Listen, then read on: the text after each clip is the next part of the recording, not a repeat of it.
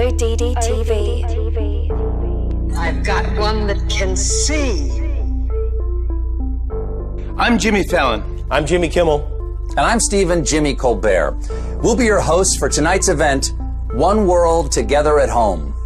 Together at Home was more than a virtual concert. It was a show of force. It was broadcast everywhere, on all TV stations and on all streaming platforms. That fact alone was a strong indication of the sheer power behind this event. We're currently on 3 major American networks at the same time: NBC, ABC, and CBS, as well as social networks like Twitter, Instagram, and Facebook.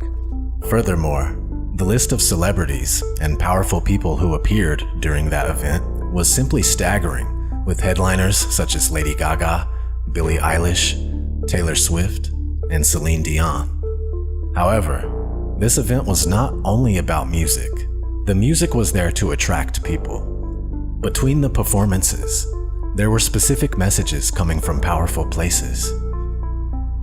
Ladies and gentlemen, the woman who put this entire evening together, Lady Gaga.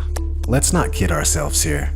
Lady Gaga was the face of the event, but she was not the engine behind it. Together at Home was a massive PR campaign from the World Health Organization and the entire elite system behind it. Lady Gaga was put at the forefront of this event because her face and her name sell more than the face and the name of Tedros Adhanom Ghebreyesus, the Director General of the World Health Organization. For the same reasons, countless celebrities were enlisted to say specific messages because celebrities are the best vehicle to transmit messages from the elite to the masses. The logo itself sums up the message of the event. The hands of those in power keep people inside their houses. At the top, the words "One World," basically a call for a global government. One world order. While the event was meant to be comforting, there was something eerie about seeing countless celebrities with a somewhat spaced out look on their faces repeat the same slogans, chant the same mantras, and sing the praise of the same powerful organizations. Here are some of the messages communicated throughout the event. Creating a COVID culture. The most obvious and annoying aspect of Together at Home was its celebration of the COVID culture. Indeed, in the past 2 weeks, we've seen media doing its best to normalize a world where confinement, isolation, and video conferencing were the new norm.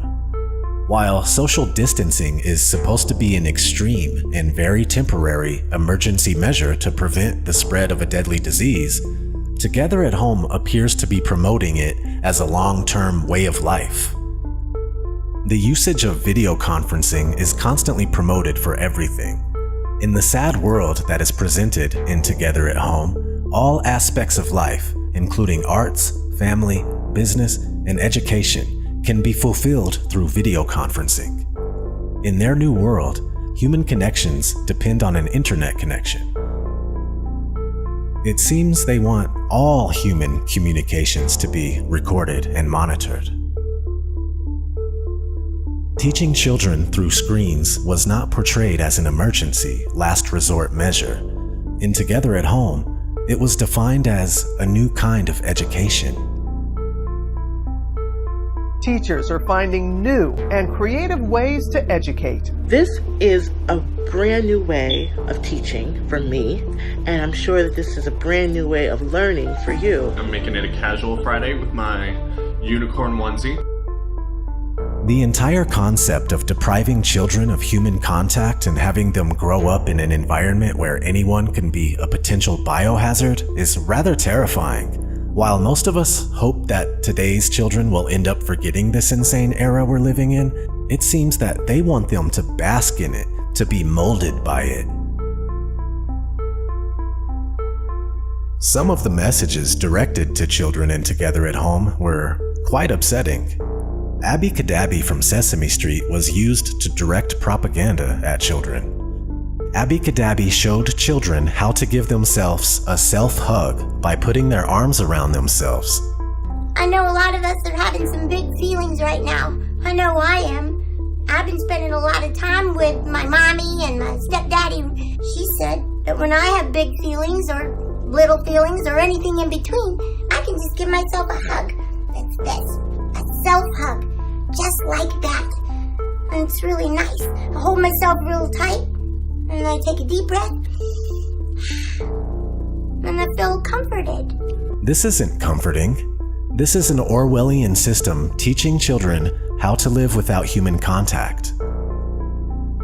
The musical performances were also about the normalization of life in isolation. To prove the point that anything could be achieved through video conferencing, some performances were several webcam feeds combined together, and the results were terrible. A place they will never find, and we can act like we come from out of this world. Is the real one far behind?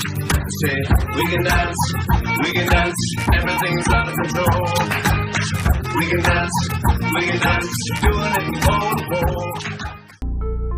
In one performance, Maluma was outside singing while the guitarist was in a basement somewhere else. There was absolutely no chemistry or synergy in these performances. There was no soul. What you want? Now you can't always get what you want. But if you try sometimes. Each individual was completely disconnected from the other. In some ways, these performances perfectly illustrated how we as humans are disconnected from each other due to COVID-related restrictions. And that's kind of what they want. To drive this point home, lots of messages from celebrities actually glorified life in lockdown. David Beckham said, "If there's any silver lining to come of this situation, it's meant lots of time together as a family, and for this we are grateful." The same exact words were used by other celebrities, such as the rapper Common. Very grateful to be here with Global Citizen and the World Health Organization. I stand here before you as an American, as a child of God, as a black man, and as a citizen of the human race. And I can say that no time in my life have I been so inspired and so grateful to be a part of the human race. They're trying to put a positive spin on the forced lockdown of the entire world. Amy Poehler said, "For the past few weeks, many of us have been struggling to shelter at home. Imagine if you didn't even have that option. The homeless community is one of the most vulnerable groups when it comes to facing COVID-19. Interesting fact, the words lockdown and confinement were never used during the broadcast. Instead, the expression sheltered at home was used. Why? Because confined implies coercion from an outside force, while sheltered conveys warmth and protection. That's how far they're willing to go to manipulate minds and perceptions. Also, one must love the fact that millionaires and billionaires are telling hardworking citizens that at least they're not homeless. So why are these celebrities promoting a confined-at-home way of life? Because those who organized together at home are thriving from this situation. The longer it lasts, the further they can advance their agenda. Promoting the global elite. The main goal of Together at Home was to put at the center stage powerful elite organizations that work at an international level, beyond national borders, such as the World Health Organization and the United Nations. They're telling people, we're taking charge of this situation. And Together at Home came at a very convenient time for the World Health Organization, which was under fire by several governments for its odd handling of the pandemic. The most damning accusation, the World Health Organization actually lobbied against travel bans from China at the beginning of the outbreak, back when it could have stayed in China. A February 3rd headline from Reuters says, World Health Organization chief says widespread travel bans not needed to beat China virus.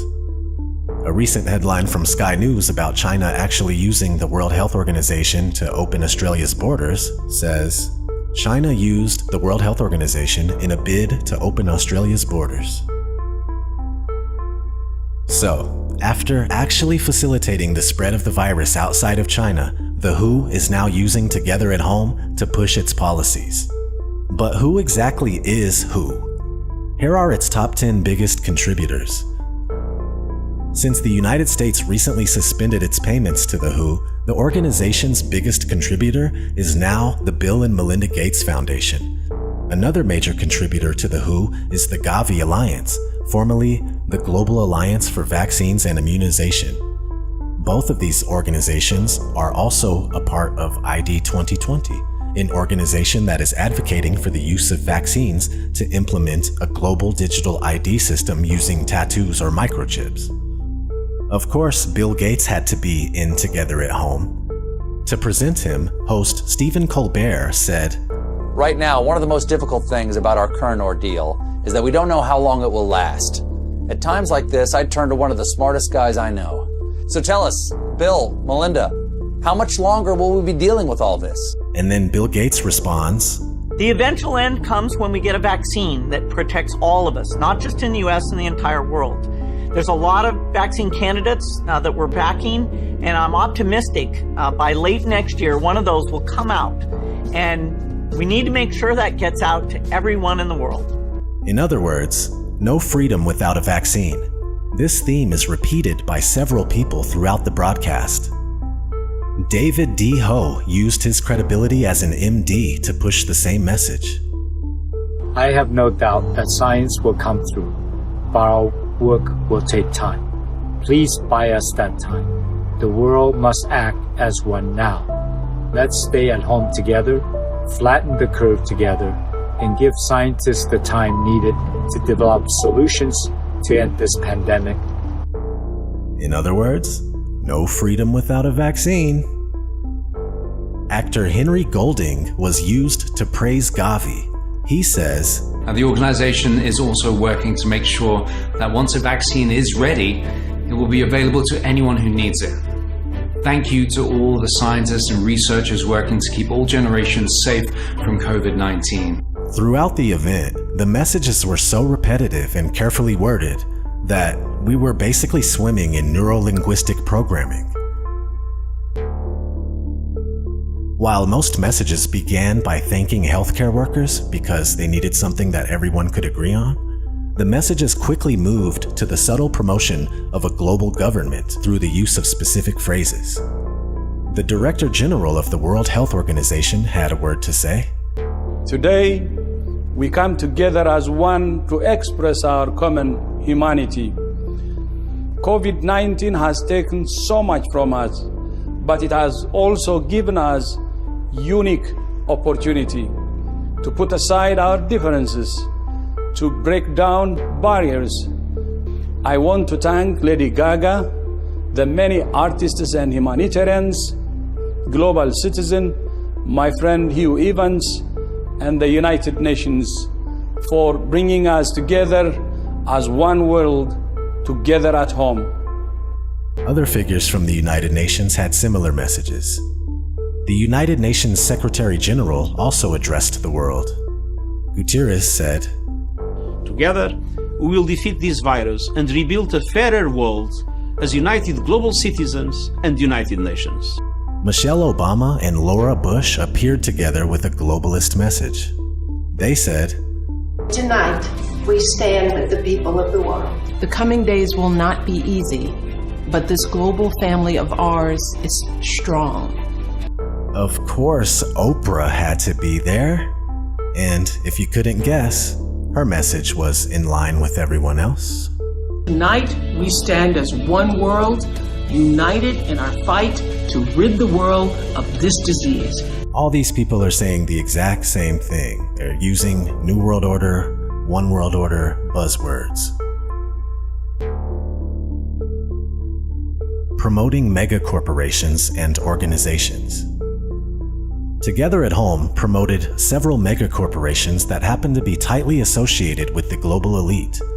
Disguised as "thank you for your support" messages, these promotional ads actually glorified some of the most powerful organizations on Earth. Not only do they completely dominate their respective industries, but they also take part in elite gatherings such as the Bilderberg meetings and the World Economic Forum to shape global policies.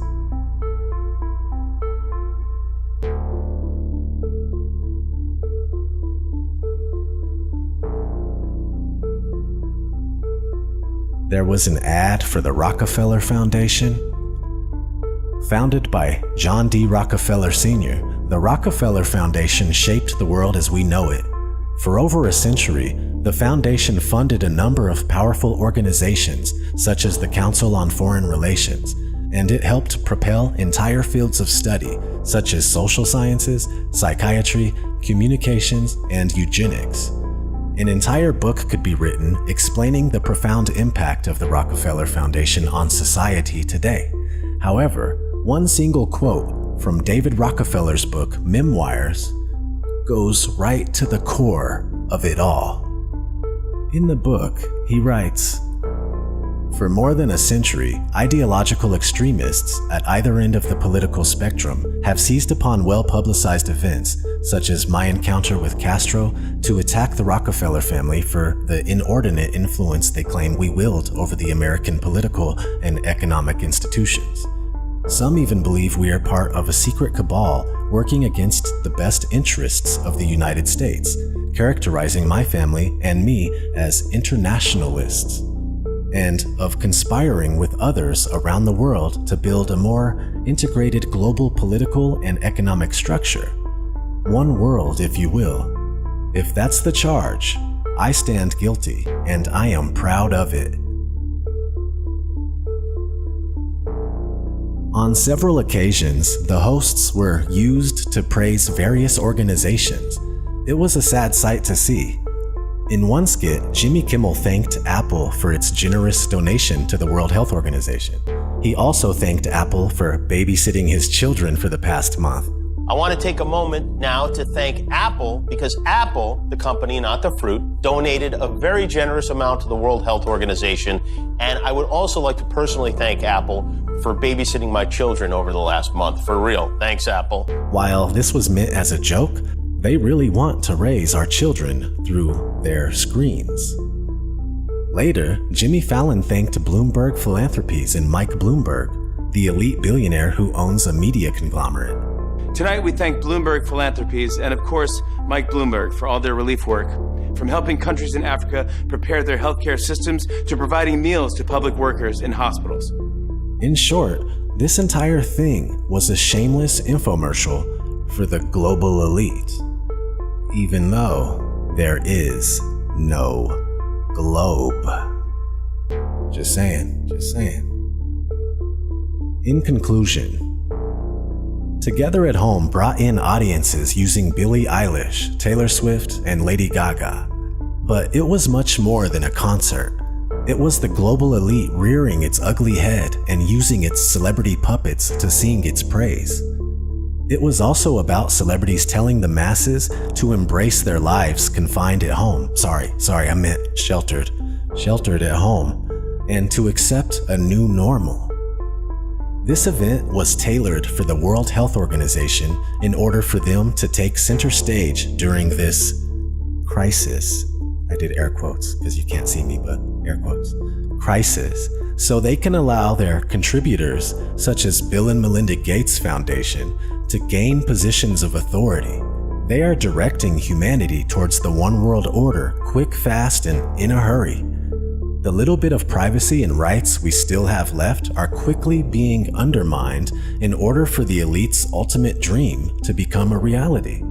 The one world system that we are now entering will be the end of any and all freedoms that we once held near and dear to our hearts. If that makes you upset, remember, you can always give yourself a self-hug. This has been ODD TV. Thanks for watching. Kill the programming and never sleep again. Take care.